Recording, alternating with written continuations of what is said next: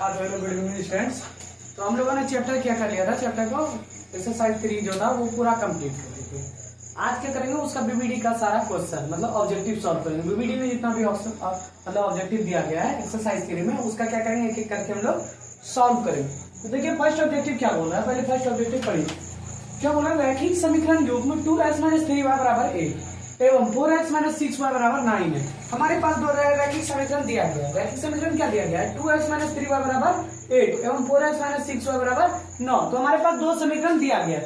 तो इसको उसके बाद ऑप्शन 4 ऑप्शन हमारे पास है। तो चलिए सबसे पहले हम लोग चेक करेंगे।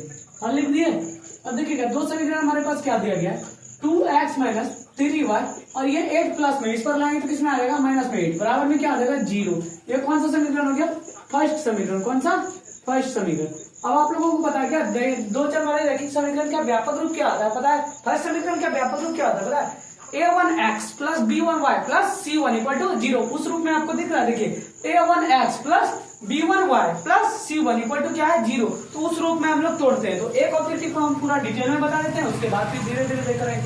देखिए इसको फर्स्ट समीकरण को किस रूप में तोड़ते हैं, फर्स्ट समीकरण को फर्स्ट समीकरण को a1x उसके बाद plus b1y plus c1 equal to 0। तो हम लोग जानते हैं ना कि a1 का मान कहां से आया, b1 का मान कहां से आया, फिर c1 कहां से ला दिया, आसमान से थोड़ी ला देते हैं, यही से उसका व्यापक रूप में तोड़ते हैं। कौन, दो चर वाले रैखिक समीकरण का व्यापक रूप में। देखिए x से x कैंसिल हो गया, कैंसिल हो गया। तो a1 का मान क्या हो गया हमारे पास 2।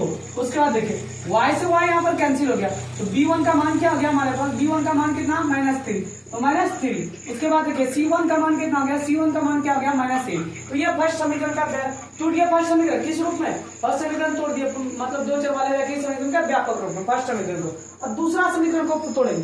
दूसरा समीकरण देखिए पता क्या है, पता 4x-6y बराबर में क्या है 9। तो इसको क्या तोड़ेंगे, इसको भी दो चर वाले रैखिक समीकरण का व्यापक रूप में तोड़ेंगे। तो दूसरा समीकरण का व्यापक रूप क्या होता है, यहाँ पर देखिए ये प्लस में 9 था ना, तो इस पर लाएंगे तो किसमें माइनस में 9 बराबर में 0। ये कौन सा समीकरण हो गया, दूसरा समीकरण। कौन सा, दूसरा समीकरण का व्यापक रूप क्या होता है, a2x क्या होता है, a2x प्लस b2y उसके बाद प्लस c2 इक्वल टू क्या होता है 0। यही होता है ना। तो देखिए यहाँ से x से x क्या हो गया हमारे पास कैंसिल, y से y क्या हो गया हमारे पास कैंसिल। उसके बाद चलिए a2 का मान देखिए, a2 का मान यहाँ कोई नहीं बचा तो कितना है 4।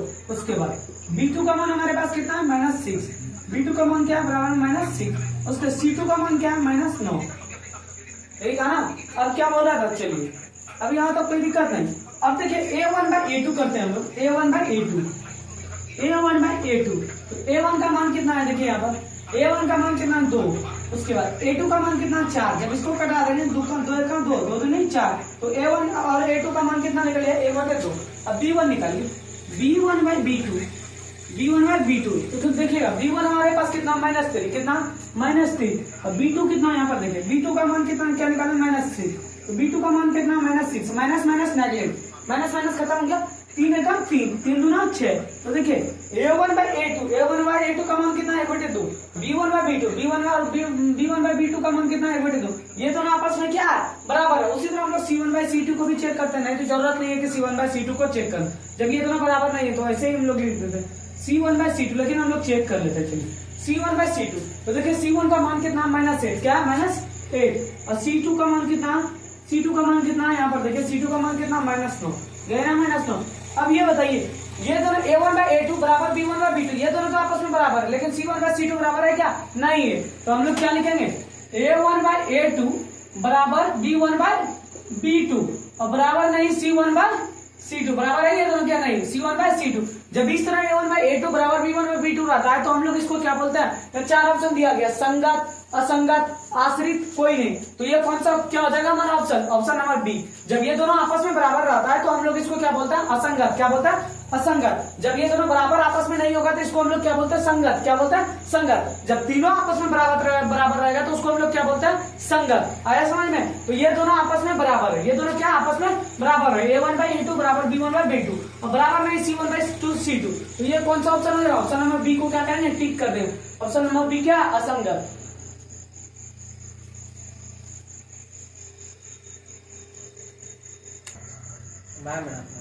हाँ, तो अब दूसरा नंबर क्वेश्चन देखिए क्या बोल रहा है। के के किस मान के लिए समीकरण निकाय x प्लस 2y बराबर 3 और उसके बाद 5x प्लस ky बराबर 15। दो समीकरण हमारे पास क्या गया दिया गया, तो क्या अनंत है। तो हम सबसे पहले आप लोगों को समझा देते हैं तीनों प्रोसेस क्या क्या होता है।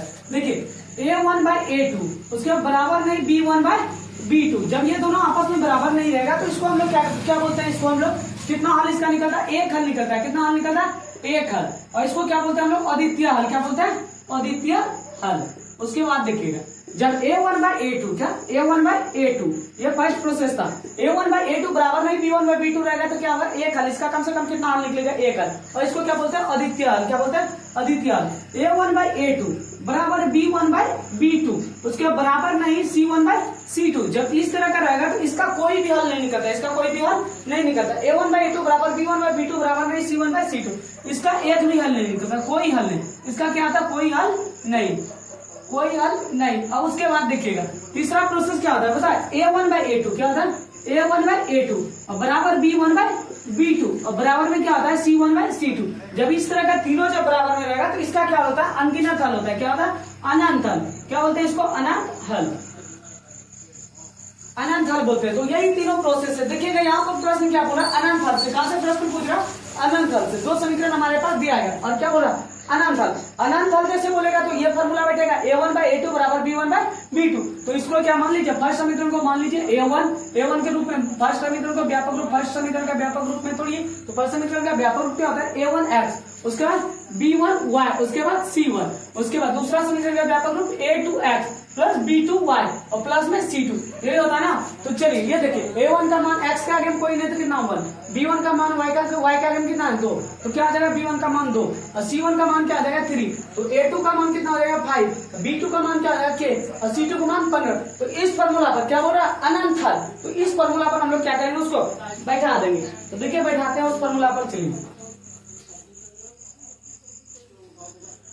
ये वाला फॉर्मूला पर बैठा दें। तो देखिएगा ये फॉर्मूला है ना अनंत हल का। तो a1 के आगे में कितना, कोई नहीं तो 1, कितना 1 एक बटे। और उसके बाद a2 के आगे में कितना 5। यहाँ देखिए फॉर्मूला a2 आगे में कितना 5 तो 1 बटे 5 उसके बराबर b1 देखिएगा कितना है, b1 कितना है यहाँ पर 2, कितना 2। उसके बाद b2 देखिएगा कितना, b2 का मान कितना k। तो यहाँ पर b2 है ना, b2 का मान कितना k, y के आगे में कितना है, यहाँ पर देखिए y के आगे में k। तो इसका क्या बैठा है k। उसके बाद बराबर c1 क्या देखिएगा, C1 का मान कितना है, C1 यहाँ C1 का मान कितना 3। उसके बाद C2 का मान कितना है, देखिए C2 का मान कितना है 15। तो यहाँ पर बैठा दिए। अब कुछ नहीं करना है, ये बराबर पूछ रहा है ना K का मान। तो इसको क्या कर दिए, क्रॉस मल्टीप्लाई कर दिए। क्या कर दिए, क्रॉस मल्टीप्लाई। जब K ने जब 1 से मल्टीप्लाई करेगा तो K और 5 दूनी 10, कितना आ गया वैल्यू, कितना आ गया वैल्यू 10। कितना आ गया 10। और इधर भी अगर चेक कीजिएगा तो 2 ने 15 से गुना किया, 2 ने 15 से गुना किया कितना हुआ 30। और उसके K ने 3 से गुना किया क्या गया 3K। और 3 ने जब 30 कितना बना कटेगा 10 बार। K का वैल्यू कितना आ रहा है 10। तो K का वैल्यू कितना होगा 10। तो B नंबर को क्या करेंगे हम लोग, टिक कर देंगे। आया समझ में, चलिए यहाँ तक आप लोग पहले इसकी देखिएगा। 3 नंबर सवाल क्या था, 7 था। तो 3 नंबर सवाल को हम क्या किए, छोड़ दिया। 4 नंबर सवाल देखिए क्या बोलता है, यदि सरल रेखाएं, दो सरल रेखाएं लिया गया 4x प्लस py बराबर 16 तथा 2x प्लस 9y बराबर 15 समांतर, यहाँ क्या समांतर है, क्या समांतर, समांतर है। तो P का मान बोल रहा है। तो समांतर जैसे समांतर का करने का था तो क्या होगा पता है, दो लाइन आपस में पैरेलल। क्या वो दो लाइन आपस में जब पैरेलल होता है तो इसको क्या बोलते हैं हम लोग, समांतर। क्या बोलता है, समांतर। कहने का था a1 बाई a2 क्या a1 बाई a2 बराबर b1 बाई b2 और बराबर नहीं c1 बाई c2। यही होता है समांतर का फॉर्मूला। ठीक है, ये किसका समांतर, समांतर का कनेक्ट करता था। दोनों आपस में क्या था, बराबर, मतलब क्या था पैरेलल, एक दूसरे का क्या होता है पैरेलल होता है। तो यहाँ पर चलिए ये समांतर का फॉर्मूला लिख दिए। अब क्या बोल रहा था, देखिए इसको दो चर वाले रैखिक समीकरण के व्यापक रूप में तोड़ी। फर्स्ट समीकरण का व्यापक रूप क्या था, a1x उसके बाद b1y उसके बाद c1 और दूसरा समीकरण का a2x प्लस b2 उसके बाद तीसरा c2 हो गया। समांतर का फॉर्मूला ये लिखा है। तो आप पुट कर दीजिए। आप a1 की जगह कितना रखेंगे 4, a1 की जगह कितना 4 क्योंकि x के आगे में कितना 4, उसके a2 के आगे में कितना 2, तो 4 बटे 2 कटा दीजिए। कितना हो गया 2 दूनी 4, 2 बार में कटा। अब b1 बाई b2 तो देखिए b1 का मान कितना है यहाँ पर p, कितना p ये है ना। यहाँ b2 का मान कितना, b2 का मान कितना देखिए b2 का मान कितना 9, कितना 9। तो बता दिए बराबर नहीं। c1 का मान कितना है देखिए C1 का मान कितना 16, कितना 16। उसके बाद C2 का मान कितना, देखिए C2 का मान कितना 15, यहाँ पर बैठा दिया वैल्यू। अब देखिएगा यहाँ से कितना आ गया 2/8 और यहाँ पर क्या है P/9, यही है ना। तो क्रॉस मल्टीप्लाई कीजिए, आप क्या कीजिए क्रॉस, 9 दूना 18 और P में 1 से मल्टीप्लाई करेगा तो क्या होगा P 9 दूना कितना 18 का ही ऑप्शन में आपको दिख रहा है। ऑप्शन देखिए C नंबर में दिख रहा है, तो C नंबर को क्या करेंगे हम लोग टिक कर देंगे।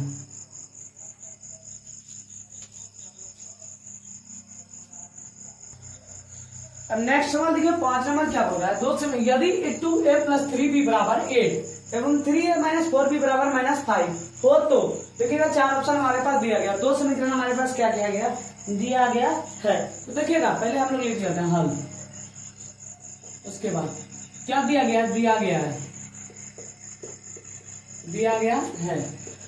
दिया गया देखिए 2a + 3b बराबर में 8, यही दिया गया ना। इधर 3a - 4b बराबर में -5, तो कोई नहीं, इसको कौन सा समीकरण, फर्स्ट समीकरण, इसको कौन सा समीकरण, दूसरा समीकरण हो गया। अब देखिए कोई चर बराबर है क्या, a वाला या b वाला, कहीं उससे आपको बराबर दिख रहा है, बराबर नहीं है, तो हम लोग क्या करेंगे गुना करके बराबर करेंगे। तो चलिए दूसरा समीकरण को फर्स्ट से गुना करते हैं, a वाला चर को हम लोग बराबर करें, a के आगे में कितना 3, तो इसको किससे, फर्स्ट समीकरण को 3, यहाँ पर दूसरा समीकरण के आगे में कितना, a का मान कितना 2, तो ये ऑब्जेक्टिव है तो इसलिए हम लोग शॉर्ट से करेंगे, ये नहीं कि पूरा लाइन लिखेंगे, ऐसा नहीं है। तो देखिएगा जब गुना कीजिए फर्स्ट समीकरण को पूरा गुना कीजिए 3 से, 3 दूना 6 हो गया। उसके बाद 3 तिया 9b, उसके बाद चलिए उसके 8 तिया 24, अगर पूरा पूर्ण नंबर में या 4 नंबर या 5 नंबर में तो भले ही इसको 2 नंबर में, तो भले ही पूरा प्रोसेस 1 नंबर का क्वेश्चन है, तो क्या करना है, ये लाइन लिख करके समीकरण 1 को 3 से या समीकरण 2, ऐसा नहीं करेंगे। 6 + 9 के बराबर है 24, ये वाला गुना करना। अब दूसरा समीकरण को गुना कीजिए 2 ने जब 3 से गुना किया, 3 गुना कितना गया 6, अब 2 ने जब -4 से किया, प्लस माइनस क्या करेगा, पहले माइनस प्लस माइनस माइनस, 4 दूना 8b बराबर में क्या गया 5 दूना 10 -10। अब साइन चेंज कीजिए, प्लस है तो माइनस, माइनस है तो प्लस, माइनस है तो प्लस। चलिए एक देखिए प्लस माइनस कैंसिल, यहाँ पर देखिए 2 + माइनस क्या बोले रहेगा, तो क्या करना जोड़ दे, लेकिन साइन बढ़ा रहेगा उसी का। 9 8 कितना हो गया 17, कितना हो गया 17b हो गया। इधर भी जोड़ दीजिए, प्लस माइनस माइनस 24 10 कितना हो गया 34 हो गया क्या। अब 17 दूना 34, तो b का मान कितना आ गया 2। तो कहीं पर ऑप्शन में देखिए तो b का मान 2 है क्या, प्लस वाला। तो देखिए ये दोनों ऑप्शन दिख रहा है, ये दोनों ऑप्शन तो कभी होगा ही नहीं, होगा क्या, ये दोनों ऑप्शन को आप काट दीजिए। अब कितना ऑप्शन हमारे पास बचा, 2 ऑप्शन बचा। b का मान कितना आ रहा है 2, तो देखिए b का मान इसमें भी 2 है और इसमें भी 2 है, तो ये दोनों ऑप्शन तो पहले हम लोगों ने क्या किया काट दिया। अब बचा कितना ऑप्शन, 2 ऑप्शन बचा, तो 2 ऑप्शन को चेक करते हैं। b का मान किसमें रखेंगे, समीकरण 1 में। तो समीकरण 1 क्या है 2a + 3, b की जगह पर हम लोग कितना रखेंगे, यहाँ पर 2, कितना रखेंगे 2 बराबर में कितना 8, तो 2a बराबर में 6 बराबर में 8। अब ये देखिए 6 प्लस में उस पर जाएगा तो माइनस में, 2a बराबर कितना हो गया 8 - 6, तो 2a बराबर कितना हो गया 2, 2 का 2 कट गया, a बराबर कितना हो गया 1। तो b का मान 2 और a का मान 1 किसमें है, तो देखिए फर्स्ट ऑप्शन, क्योंकि इसमें -1 में है, तो -1 आया क्या, नहीं +1 आया, तो कौन नंबर ऑप्शन हो जाएगा, ऑप्शन नंबर ए, क्योंकि a का मान कितना आया 1, अब b का मान कितना आया 2, तो ऑप्शन नंबर ए को क्या कर देंगे हम लोग टिक कर देंगे।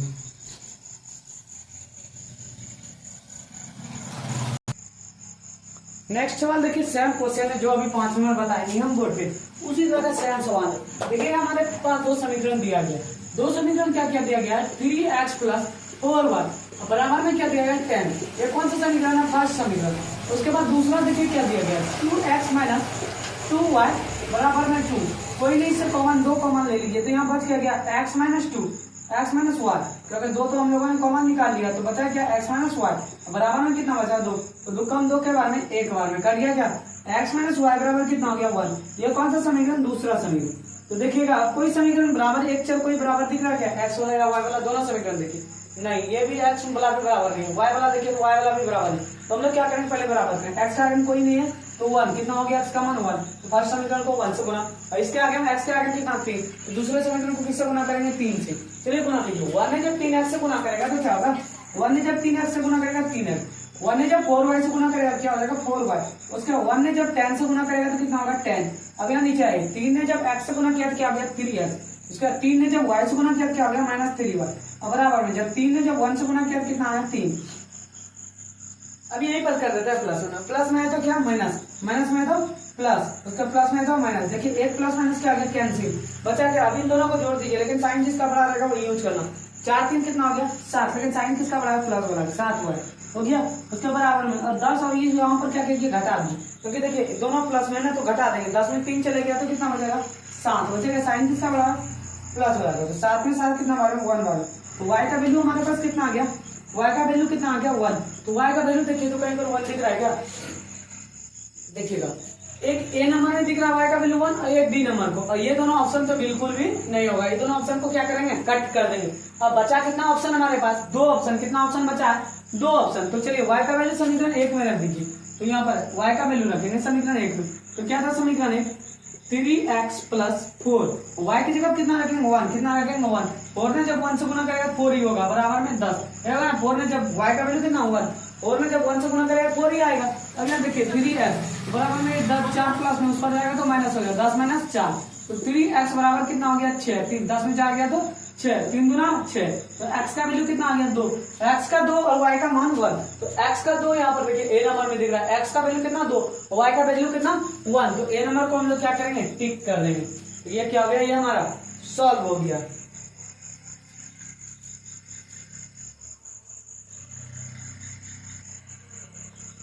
देखिएगा हमारे पास 7वां नंबर सवाल क्या है, समीकरण निकाल 2x माइनस 3y बराबर 5, 4x माइनस 6y बराबर 7 के हल है। मतलब पूछ रहा है कितना हल होगा, इसका एक हल निकलेगा या कोई हल नहीं होगा या अनगिनत हल या इनमें से कोई नहीं। ये 4 ऑप्शन दिया गया। तो फर्स्ट 2 चवाली रखी समीकरण के व्यापक रूप में तोड़ी। फर्स्ट समीकरण का व्यापक रूप क्या होता है, a1x और b1y और c1। दूसरा समीकरण का व्यापक रूप a2x और b2, उसके बाद फिर c2, यही होता है ना।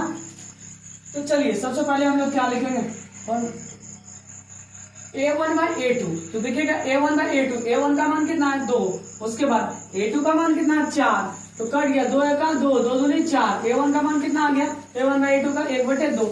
उसके बाद चलिएगा b1 by b2, b1 by b2। b1 का मान कितना है, देखिएगा b1 का मान कितना, -3। कितना, -3। अब b2 का मान कितना, -6। कितना, -6। तो कितना कट गया, माइनस माइनस नेगेटिव, 3 दूना 6, 3 का 3, 3 दूना 6। तो कितना आ गया, b1 बाई b2 1/2। अब c1 बाई c2 को चेक करते हैं, c1 बाई c2। तो देखिएगा c1 का मान कितना है, 5 और c2 का मान कितना है यहाँ पर 7। तो ये देखिए ये दोनों तो हमारा बराबर है, a1 बाई a2 बराबर b1 बाई b2। लेकिन c1 बाई c2 बराबर है क्या, नहीं। तो इसको हम लोग क्या लिखेंगे, a1 बाई a2 बराबर b1 बाई b2 और बराबर नहीं c1 बाई c2। जब ये दोनों आपस में a1 बाई a2 बराबर b1 बाई b2 होता है तो इसका क्या निकलता है, एक भी हल नहीं निकलता है। तो कोई हल नहीं है क्या, बी नंबर। देखिए बी नंबर में क्या है, कोई हल नहीं। तो बी नंबर को हम लोग क्या करेंगे, टिक कर देंगे। तो ये क्या, आज की क्लास क्या करते हैं हम लोग, यहीं पर समाप्त करते हैं। आगे नेक्स्ट दिन में देखेंगे और सारा ऑब्जेक्टिव, ठीक है।